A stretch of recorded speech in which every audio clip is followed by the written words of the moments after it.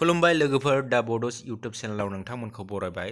लोगोफोर दिनैनि टपिकआनो जाहैबाय नोंथांमोना सोरबाफोर पीएम किसान सम्मान निधि योजनानि बेनिफिशियारि बा नोंथांमोना e-kyc होआखैबा e-kyc खौ बोरै भेरिफाइ खालामो नोंथांमोना बे भिडिअनि गेजेरजों मोनथिनो हागोन।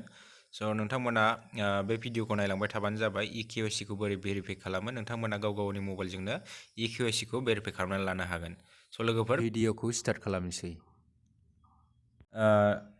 लोगोफोर नोंथांमोना सिगांग्रो गुगोलखौ ओपन खालामनानै लाग्रोनांगोन। गुगोलाव ओमफ्राय पीएम किसान सार्च खालामनांगोन। पीएम किसान सार्च खालामदो गुगोलाव। सार्च खालामखांनायनि उनाव बेबायदि ओपन जागोन। ओमफ्राय नैबेयाव क्लिक खालामबानो जाहैबाय पीएम किसानाव बिदि ओपन जागोन। ओमफ्राय बेवहाय लिरनाय दंखायो पीएम किसान सम्मान निधि योजनानि e-kyc नि डेटआ एक्सटेन्ड जाबाय, माने 31 जुलाइसिम जाबाय। सिगाङावहाय 31 मे सिममोन। बेवहाय लिरनाय दंखायो 31 जुलाइ 2022 सिम। नोंथांमोना 31 जुलाइसिम नोंथांमोना e-kyc भेरिफाइ खालामनानै लानो हागोन। नोंथांमोना गावनि मबाइलजोंनो खालामनानै लानो हागोन आरो। नायलांबाय थादो। नै गाहायाव थांदो। गाहायाव थांनानै नै बेवहाय लिरनाय दं e-kyc, नैबेयाव थुनानै होबानो जाबाय।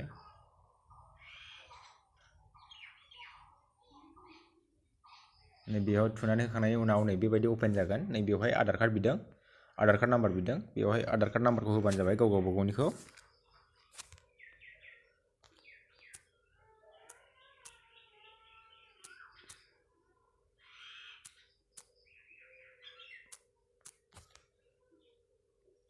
सार्चआव थुनानै होबानो जाबाय आधार।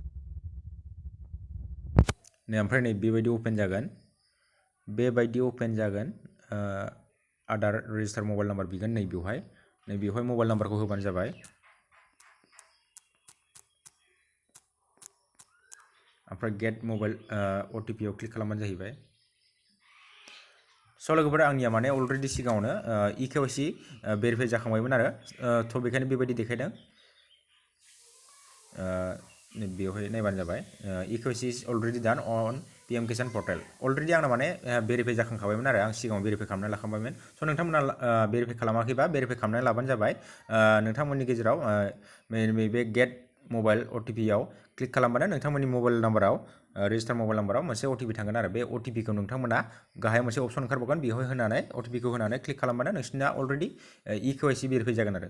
नोंथांमोना भिडिअनि गेजेरजों मिथिनो हाबायदि मबाइलजों e-kyc खौ बोरै भेरिफाइ खालामनो हायो। नोंथांमोना चेनेलखौ साबस्क्राइब खालामबानो जाहैबाय आरो भिडिअखौ मोजां मोनोबा लाइक खालाम, शेयार खालाम आरो बेल आइकनखौ थुनानै होबानो जाबाय, जाहाथे आं भिडिअ गोदान आपल'ड खालामोबा नोंथांमोना सिगांग्रो बे भिडिअनि नटिफिकेसनखौ मोननो हायो। लोगोफोर चेनेलखौ अननानै साबस्क्राइब खालामथार। खुलुमबाय।